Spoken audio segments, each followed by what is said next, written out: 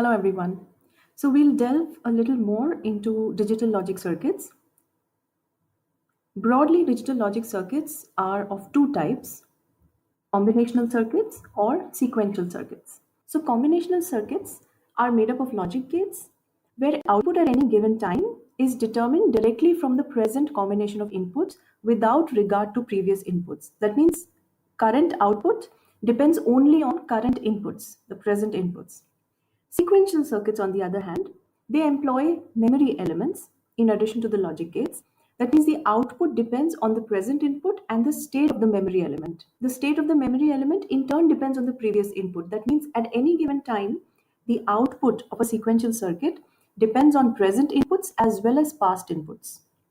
In this lecture, we are talking about combinational circuits. So typically, a combinational circuit would have, say, n input variables and m output variables. Both these input and output variables are Boolean variables, that means binary variables. They can occupy two levels. For each possible input combination, there is one and only one possible output, and the output function is expressed in terms of the n input variables. And we know each of these variables are binary variables that can occupy two levels. If we have n input variables, we would have 2 to the power n possible input combinations for these n input variables. So how do we design a combinational circuit? The procedure is very simple. Step 1, you state the problem and you identify for that given question what would be the input and output, and you assign Boolean variables to it. The next step, depending on what the question requires the input and output relationship to be, that means depending on the required relationship as stated by the question, we then construct the truth table between the input and the output variables. Note that these variables are Boolean variables. They can occupy two levels: logic 1 or 0, true or false. We already know now how to write a Boolean function from the truth table. So we obtain the truth table, and then using K-map, we would simplify the Boolean function. Once we have the simplified Boolean function, all we need to do is to implement it using logic gates, which we are familiar with. There are ICs readily available with universal gates with which you can design any gate. So let us take a real world problem, which is quite relevant at this point. Let's say my problem is to design a combinational circuit that represents a social distancing alarm. That means I want an alarm to go off if a stranger, that means who's not a family member, comes in the vicinity of 1 meter around me. So that's the problem. If a person who's not a family member comes in the proximity of 1 meter, we need the alarm to go off. So what should be the input? So the first step is to identify inputs and outputs, right? So what would be the input? One input would be distance. So I'm calling it variable D. And because it has to be a Boolean variable, say if the distance is less than 1 meter, I'm assigning this condition logic value 1. If it's greater than 1 meter, assigning logic level 0. So assume that this distance D, this parameter, is, say, output of some proximity sensor that gives me a high value if the distance is less than 1 meter, and gives me a low output value if distance is greater than 1 meter. So distance is one of my inputs. We've converted it into a Boolean variable. What was the other parameter that stated in the question? That the person can be a family member or not a family member. So the second input is family. If the person is a family member, then logic 1. If not, then logic 0. What would be the output? Output is the state of the buzzer. So if the alarm buzzes, that means it's on, logic level 1. If it's off, logic level 0. Once the question is identified and the input and output variables are identified as Boolean variables, our next step is to construct the truth table, right? The relationship between these inputs. So D and F, these are my two inputs. Because they're binary, I'll have 4 such combinations. Now let's identify the output at each stage. D equal to 0, F equal to 0 means that the distance is greater than 1 meter and the person is not a family member. Since the distance is greater than 1 meter, we are well within the social distancing norms, and I do not want the buzzer to go off, right? So output is 0. D equal to 0, F equal to 1 means distance is still greater than 1 meter and the person is my family member, I don't want the buzzer to go off, output 0. D equal to 1, F equal to 0 means distance is less than 1 meter and the person is not the family member. At this point, I need the buzzer to warn me so that I take corrective action and maintain social distancing. So I need the buzzer to go on, logic 1. Now, if the distance is less than 1 meter, but the person is family, that means it's someone we live with, right? So it should not happen that while we are at home together or we are walking past each other at home, the buzzer keeps on going off. So in such a case also, the requirement I'm putting here is that the buzzer should not go on. So 0. Understand that this is just a random example that I've chosen. The requirements that I'm putting in are completely random. There are many other factors that need to go in while designing such a system, but just for the sake of simplicity, I've taken just 2 cases. So there could be many more inputs. Right now, I've taken only two such variables. The next step, once we have the truth table, the next step is to obtain the Boolean function. Now, we could have directly written the Boolean function from here, from the truth table in the SOP form. But in case there is a scope for minimization, it's always advisable to first go by K-map. So my K-map has these 4 boxes for inputs D and F. I place the ones, and since there's only one, there is no scope of minimizing here. So my buzzer function, the output function B, is simply df dash. Okay, D equal to 1, F equal to 0.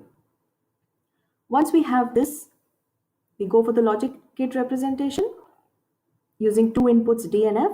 This is how the logic gate representation would look like. So in a practical scenario, if I had sensor outputs representing distance as well as predefined tags that identify a person as a family member or a non-family member, that means co-inhabitant of a house or not. If I had that data and had ICs to make the NOT gate and the AND gate, we could have implemented this kind of a system. Okay, so this is just a random real-world perspective of looking at digital logic and how it can be used to solve real-world problems. Let's take another example, this time a mathematical problem. So say the problem states that we need to design a combinational circuit that adds 2 1-bit binary inputs. So the inputs we have are 2 variables, x and y. Each of these variables will be 1-bit binary numbers, and the output. Now, at this stage, it's also important to understand what is going to be the output. So we have been asked to add 1-bit binary numbers. So 0 plus 0 is 0, 0 plus 1 is 1, 1 plus 0 is 1, but 1 plus 1 in binary is 1 0, right? 1 0 to the base 2. So binary number 1 0. It has become 2-bit. That means it has a sum and it has a carry digit, right? So 2 bits. So our output will have to be 2 bits representing sum and carry. So once we've concluded on inputs and outputs, let's construct the truth table. 2 inputs, 2 outputs, C and S, carry and sum. This is what we should get.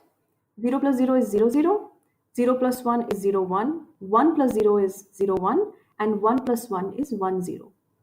Now we have 2 output functions. That means from this truth table, obtain the Boolean function for both these output functions, carry and sum. So before we go there, let's make the K-map. So I've got these 2 K-maps. Know that you could have directly obtained the Boolean function from the truth table, but because we are looking at possibility of minimization, we always go through the K-map. So for the first one, C is equal to 1 just for x equal to 1, y equal to 1. That means here, so C is equal to xy. For the sum function, the function value is 1 for 0 1 and 1 0. That means these 2 positions. There's no scope for grouping these ones because they are not adjacent. S is therefore equal to xy dash plus x dash y. Once we have these Boolean functions, we'll represent it through logic gates. So this is one form. Since you've specified how many outputs are there, your logic gate representation should have that many output lines. We could have also represented this in this form, right? So x and y, the carry output is simply the AND operation of x and y, and the sum output is the XOR between x and y. This is a circuit that adds two 1-bit numbers, and for this reason, this circuit is also known as the half adder. So this was two 1-bit numbers. What should happen if we had to add three 1-bit numbers? Okay, so that circuit which performs binary addition of three 1-bit numbers is called a full adder. So the similar kind of carry and sum are going to feature in this case also. Three inputs x, y, and z. So 0 plus 0 plus 0 is 0, 0. 0 plus 0 plus 1 is 0, 1. 0 plus 1 plus 0 is also 0, 1. 0 plus 1 is 1, 0. This is again 0, 1, 1, 0, 1, 0. Now 1 plus 1 is 1, 0, and 1, 0 plus 1 is 1, 1. Let's follow the same process. We understood the question, we defined the input and output variables, have constructed the truth table. The next step is to obtain the Boolean function. We're going to have one function for the carry and one for the sum. Carry is equal to 1 here, that means 0, 1, 1. 1, 0, 1 here, 1, 1, 0 here, and 1, 1, 1 here. Great. It looks like we'll be able to group them together. So this is one group. This is another group. And this is another group. So three groups. So if we were to simplify, we could say C is equal to, corresponding to the red colored grouping, this would be X, Z, plus for this grouping YZ, plus for this grouping X, Y. Okay. Sum is equal to 1 here, here, here, and here. That means 0, 0, 1, 0, 1, 0, 1, 0, 0, and 1, 1, 1. There are no adjacent ones, no scope for grouping. Let's just write the function. S is equal to x y dash z dash plus x dash y dash z plus x y z plus x dash y z dash. Each of these ones representing minterms. Now that we have the carry and sum, we just need to perform its logic gate implementation. Alright, so I have three inputs x, y, and z. While making logic circuits, please remember that if you want to show that there are two inputs which are not overlapping, so you can either jump over them or you can cross over them, but where you actually want to show an intersection, there you show with a dot and you take a certain part. So that means, say this was some input A, this is some input B. So this shows that I'm actually taking a tab from input B. And here, since there is no circle, there's no dot, there's no intersection between A and B. Okay, so this is, B is just passing over A without coming in contact with A. So we'll follow this convention in our logic gate representations. So we have the three inputs and their three complements, x dash, y dash, z dash, ready. So the first term, making carry first because it looks simple. So xy,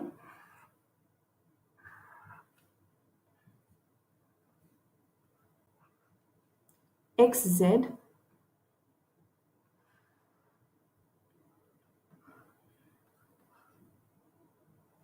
yz.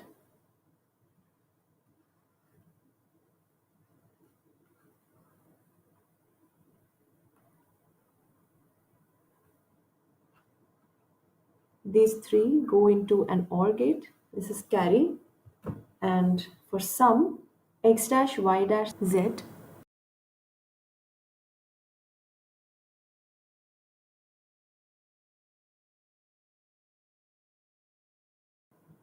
x dash y z dash,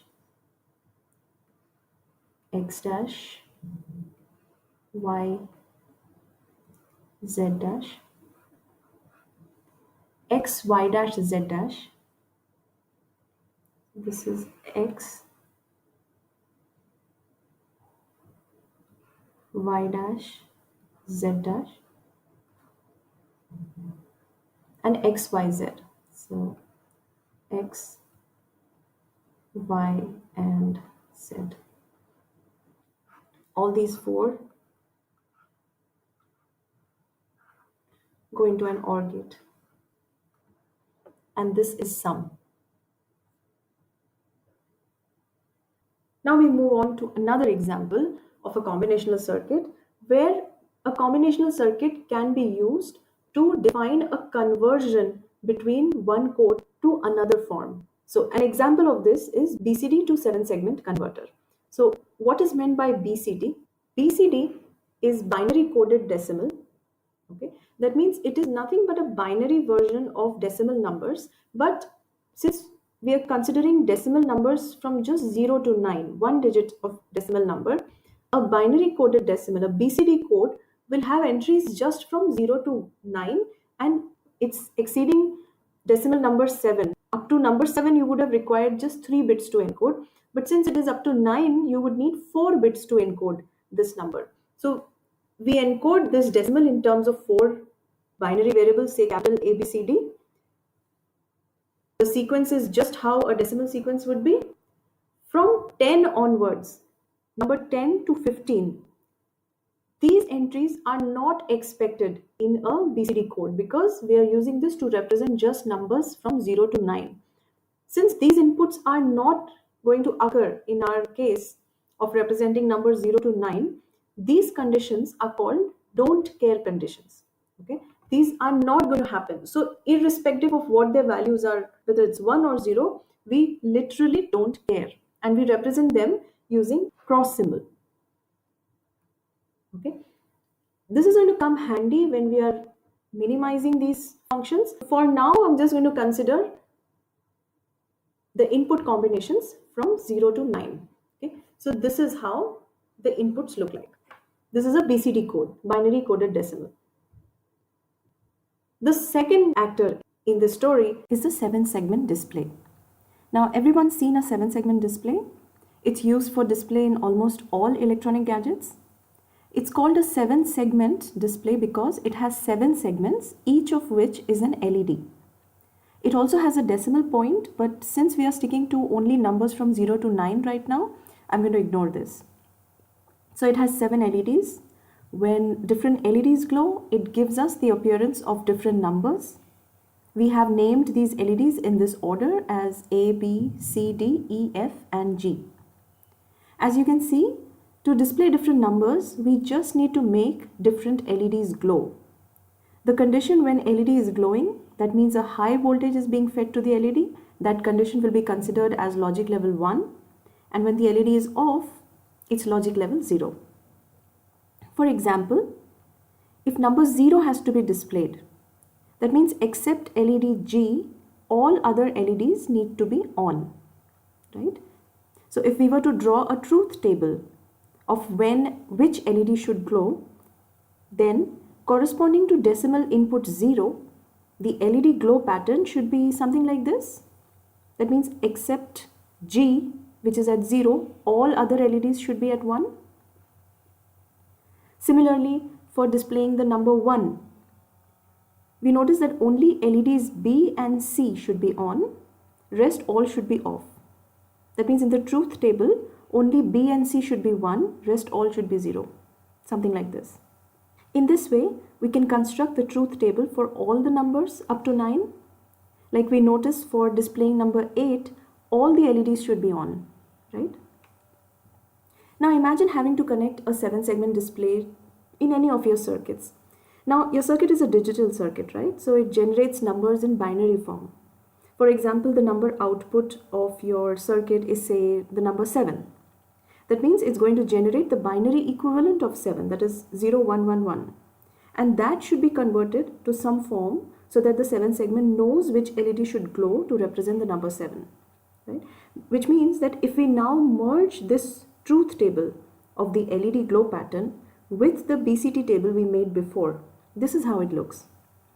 We get corresponding LED patterns for each BCT code that in turn represents a decimal number. So this is an input-output truth table where the BCD, that is in terms of variables A, B, C, D, that is the input, and the LED state is the output. That means A, B, C, D, E, F, and G, these are the output functions. Now once we have this input-output mapping, we can easily generate the Boolean function for each of the LED. We can minimize it and then obtain its logic gate representation, right? So let's keep this table on the side here for now and draw all the K-maps. Now corresponding to the 7 output functions, we would need 7 K-maps, one corresponding to each LED from A to G. Now, do you remember about those don't care conditions? The ones corresponding to numbers 10 to 15, that means binary 1010 to 1111. Let's put them on the truth tables too. Now because don't care conditions could represent either 1 or 0, the advantage of using them in K-maps is that they could be considered for grouping just how a 1 would be considered for grouping. That means you could consider an adjacent don't care condition for grouping with a 1 just how you would have considered an actual 1. Alright, so let's start with the function A corresponding to the LED A. So we fill the K-map with the 1s in the respective minterm positions. Now we are looking at groupings as large as possible. And the X's can also be considered just like 1s. So this is one grouping. This is another grouping of 8. Then this could be a grouping of 4. And these 4 corners could also be considered as a grouping of 4. So now let's write the function A. So A is equal to, for the grouping in red, this is capital A. Then for this grouping in blue, we can say that this is just C. Then this grouping of 4 is B, D.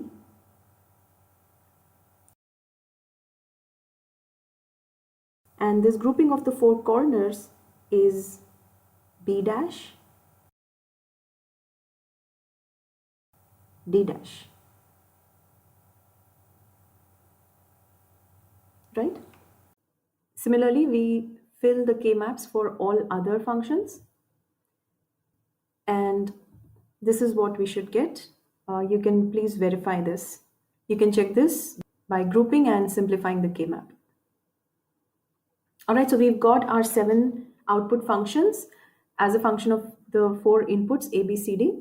So this is how the logic gate representation should look like. You can please verify this. So when it comes to any practical implementation and say you're making a counter or you're making any circuit which requires you to use a 7-segment display, you could always use an IC7447, which is a BCD to 7-segment decoder that would give you a direct conversion between the binary coded decimal, the BCD code, and the corresponding combinations for the 7 LEDs to glow. These type of circuits are known as code converters. Another application of combinational logic is in data transmission. We look at a couple of examples, the first being a decoder. A decoder is a combinational circuit that converts binary information from n input lines to a maximum of 2 to the power n unique output lines. So the purpose of a decoder is to generate the 2 to the power n minterms corresponding to the n input variables. So such a decoder is called n to m decoder, n being the input lines and m being the output lines. And since all minterms may not be required for all applications, the number of output lines may even be less than 2 to the power n. And in that case, we will consider them as don't care conditions. But the maximum number of output lines that they can be is 2 to the power n, where n is the number of inputs. So an example of a decoder is 3 to 8 decoder. As the name suggests, it would have 3 input lines And corresponding to 3 input lines, there would be 2 to the power 3, that means 8 output combinations. So there are 8 output lines. This is how a 3 to 8 decoder looks like. 3 inputs and 8 outputs. Now, how would the inside of this decoder be like? So inside, as the name suggests, we need all possible combination of minterms. That means we need all possible combinations of A, B, and C being the inputs. So it looks something like this. The outputs of all these AND gates, let me call them D0, D1, D2, D3, and so on to denote decoder outputs. All of these AND gates will be ANDing all possible combinations of A, B, and C. That means A as well as A complement, B complement, and so on, all possible combinations. So the outputs would represent each of these minterms. If I was talking in terms of minterms, this would be 0, 0, 0, 0, 0, 1, 0, 1, 0, and so on. So this is representing all possible minterms of these 3 variables. Now, let us assume some value of A, B, and C. So let us say A, B, and C were all zeros. So 0, 0, 0. What would happen? When A, B, and C all are zeros, it is only this A dash, B dash, C dash, this term, that will give us an output 1, and all others will give us an output 0.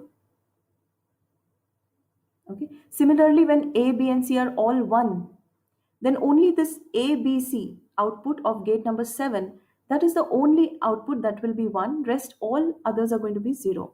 So if this is the case, we can actually construct a truth table of a 3 to 8 decoder where we show 3 inputs and all possible combinations of these inputs, and we show outputs. The output of only one gate is 1 for different combinations of the inputs. So this essentially just maps a particular input onto a particular output line, which is corresponding to its minterm, right? So decoders have many applications, one of which could be again implementing a combinational logic circuit. So suppose the question says implement a full adder circuit with a decoder and 2 OR gates, right? So we already know the truth table of a full adder, and looking at the truth table, we can also say that both the sum and the carry as a function of 3 inputs can be written like this in the SOP form. Now, given a decoder, 3 to 8 decoder, looking at the sum and carry functions, we can easily see that since the decoder gives us those particular minterms as the output, the sum function can simply be written as an ORing of the first, second, fourth, and seventh minterms. Something like this. Similarly, the carry output could simply be an OR operation between third, fifth, sixth, and seventh minterms, like this. So this is one way a decoder itself could have been used to make a full adder circuit. This being a basic course, we are just touching on the basics of data transmission applications of combinational logic. There are many more applications which you can study in slightly advanced courses. Another application of data transmission in combinational logic is multiplexer. Okay? So multiplexing means transmitting a large amount of information over a smaller number of channels or a fewer number of lines. So a digital multiplexer is a combinational circuit that selects binary information from one of many input lines and then directs it to a single output line. Something like this. So this is, say, an example of 4x1 multiplexer. Multiplexers are in short known as MUX. So 4x1 suggests it has 4 input lines. A multiplexer will always have one output line. Okay, so 4 inputs and 1 output. So this circuit is going to select one of these 4 inputs and direct it to the single output line. How it will select which input to transmit? The selection of that particular input line is controlled by a set of selection lines. Okay, so S1, S0. Since we had 4 inputs, that means 4 combinations. We only needed 2 bits to represent all these 4 combinations. Therefore, only 2 selection lines are needed. If this was an 8x1 MUX, that means 8 inputs were there. To select 8 combinations, we need at least 3 bits. In that case, we would have 3 selection lines. So Think of this mux as simply a decoder circuit like we looked at just a while before. Instead of the two inputs, like that was a 3 to 8 decoder, think of this 4 cross 1 mux to be like a 2 to 4 decoder. Okay, so you have two inputs, and you have, instead of the inputs like you had in decoder, think of these to be the selection lines. So these four AND gates represent all possible combinations of these selection lines, means all possible values of S1, S0. Now bring into these AND gates the individual inputs that you want to transmit, and in the output, OR them together, and you've got the output. Let me call it Y. Okay. So if I look at the truth table of a multiplexer, this is how it looks like. For the value of S1, S0 to be 0, 0, the 0th input, that is I0, is allowed to pass. For input combination 0, 1, I1 would pass. For 1, 0, I2 would pass. And for 1, 1, I3 would pass. Okay. So this is how the selection lines could be used to select which particular input needs to be allowed to pass at that particular moment. So in summary, combinational logic circuits have three major types of applications: arithmetic and logical functions, code converters, and data transmission. We looked at some examples of each type. For arithmetic and logical functions, we looked at adders, full adder and half adder. Similarly, you could also make subtractors, like half subtractor and full subtractors. You can also make comparators and programmable logic arrays, etc. As an example of code converter, we looked at the BCD to 7 segment decoder. So sometimes code converters are also called decoders, but they are different from the data transmission decoders. Okay, this BCD to 7 segment, that was an example of a code converter. Under data transmission, we looked at a very simple example of decoder and multiplexer. Encoders and demultiplexers perform the exact opposite function as that of decoders and multiplexers. So now, multiplexers can also be used to implement Boolean functions, but that you should study in a slightly advanced course of digital logic design. So please check out more examples of each of these categories of combinational circuits, and I will see you in the next lecture. Thank you.